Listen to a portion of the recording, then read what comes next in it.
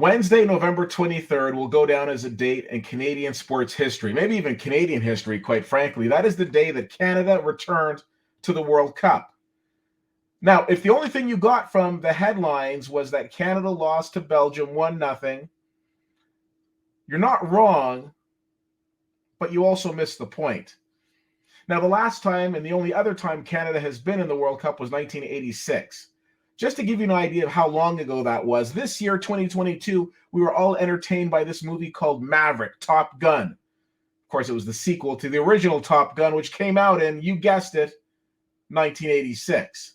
Now, back in 1986, the team wasn't great. They qualified for the World Cup, but they didn't win any games. And on top of that, they didn't even score a goal. So coming into this World Cup, people would say to me, well, Keith, how do you think Canada's going to do? I'm going to say, listen, let's temper our expectations here. If we score a goal, that's going to be phenomenal. If we win a game, that'll be outstanding. Well, do you think we can go through? Do you think we can, qualify for the next round? Settle down. Baby steps. I don't know if I feel that way anymore. Now, according to the FIFA rankings, and of course, we could get into a whole other conversation about FIFA and holding the World Cup in Qatar. I'm just here to talk about Canada and how they did on November 23rd. According to the FIFA rankings, Canada is ranked 41st. Belgium, the team they faced, is ranked second. If you watched the game, was there anything about the game that said to you, oh, this was a huge disparity between a second-place team and a 41st place team? No, not at all. In the first 10 minutes or so, Canada was threatening multiple times. Belgium was on the back foot thinking, okay, exactly what do we get into? Because if you listen to the experts and you looked at the predictions, Belgium was expected to win this game handily. 3-0, 4-0. I even saw a prediction of 5-0 from reputable predictors, if you will. They were all wrong. Nobody said that this game was going to be close. Nobody said that this game was going to be closely decided. I wouldn't have believed that. I thought, okay, you know what? Let's see how we do against Belgium. If we can get a tie, that would be nice. But we really need to shine against Croatia and Morocco. Belgium's probably going to walk over us. They didn't. Kevin De Bruyne did Kevin De Bruyne type things and looked fantastic, but the rest of the team didn't look very impressive to me. Canada did. Canada had so many chances, and at the end of the game, people weren't saying, oh, wow, I can't believe that Belgium didn't win by more. They were saying things like the game could have been 3-1 for Canada. Now, respectfully, a lot has been made about the fact that Alphonso Davies didn't concede a penalty kick. Now, a lot of people are also saying, oh, Jonathan David should have taken it. I heard TSN say that. I've heard a lot of friends say that. Let's look at a couple of things. First of all, I got respect for Alphonso Davies, as I'm sure we all do. Let's be clear. This is a guy who just came back from a hamstring injury. This is a guy who had a bruised skull a couple of months ago, not to mention the fact of a very public breakup with his girlfriend of 5 years. Alphonso Davies needs a dub. Didn't get it today, but let's be clear about something. Let's be honest with ourselves.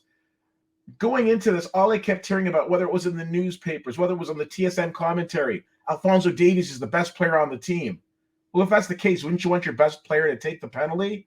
And don't think for a second if Jonathan David had taken it and wasn't able to concede, everybody would be jumping in and saying, oh, well, Alphonso Davies should have taken it then. I'm going to tell you the one thing that apparently nobody else is going to tell you. How about the fact that we look at the fact that Thibaut Courtois is a fantastic goalie?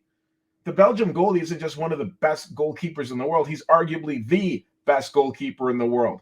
He has faced the likes of Kylian Mbappe, Neymar, Messi, Ronaldo. His 6'6" frame has seen it all. He was probably one of the best players on the pitch today for Belgium. He made outstanding saves, not just the save against Davies. He definitely kept them in that game. Nobody's giving him credit. Nobody's saying, well, what an outstanding goalie. No, apparently it's Davies. He should have conceded. Maybe, but I'll also look at the fact that he's going up against one of the best goalkeepers, if not the best goalkeeper in the world, and say, hey, sometimes it doesn't go your way. But beyond all that, I'm looking at a team that I did not expect to be this outstanding. And I'm saying outstanding. They didn't win the game, but they were in the game the entire time. I don't know what sort of Wheaties they've got in the Canadian dressing room, but they were taking it because it's like they had stamina for days. And when people, the few times they seemed to run out of gas, quickly replaced, and the substitutions worked to a T. I'm not looking at a team and thinking to myself with rose-colored glasses, oh, well, this is one of the top teams. They could go on and win it. No. But if you talked to me a couple of weeks ago, I would have said, hey, maybe if we score a goal, that would be great. Maybe if we win a game, that would be great.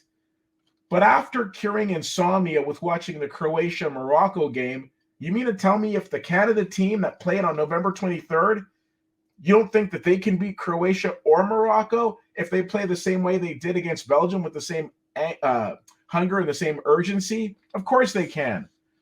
Now, I've heard some people say they're ranked 41st. Who cares? The women's team, why aren't we talking about them? We're not talking about them because the Women's World Cup isn't going on right now, first of all. Second of all, I don't think anyone doesn't have respect for Canada's women's team. They just won the Olympics. They just took home the gold.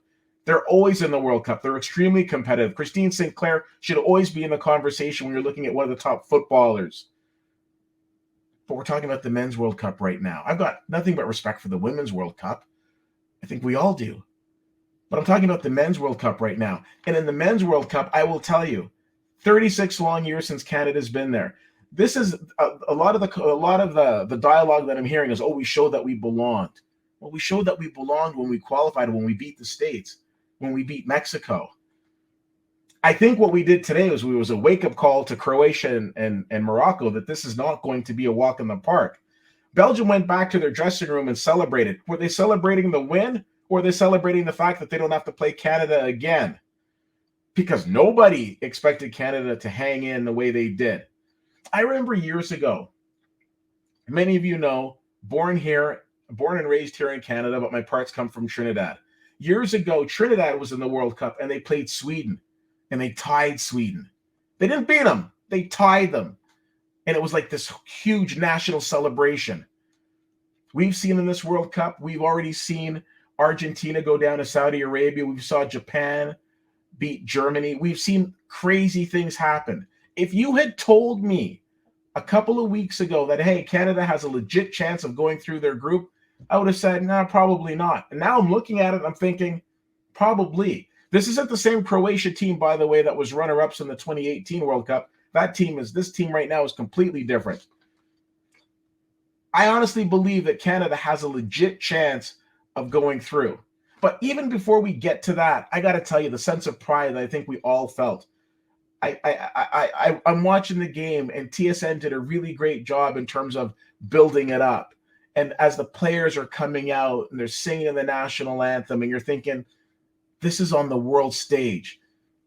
There are an estimated 5 billion people that will be watching this World Cup, and Canada is right there, not showing that they belong, not showing that they can hang, but going in against one of the top teams in the world. And they just executed so well. Well-timed tackles, well put together passes and offensive schemes. I was very impressed. They lost a game 1-0. It happens. I couldn't have been more proud.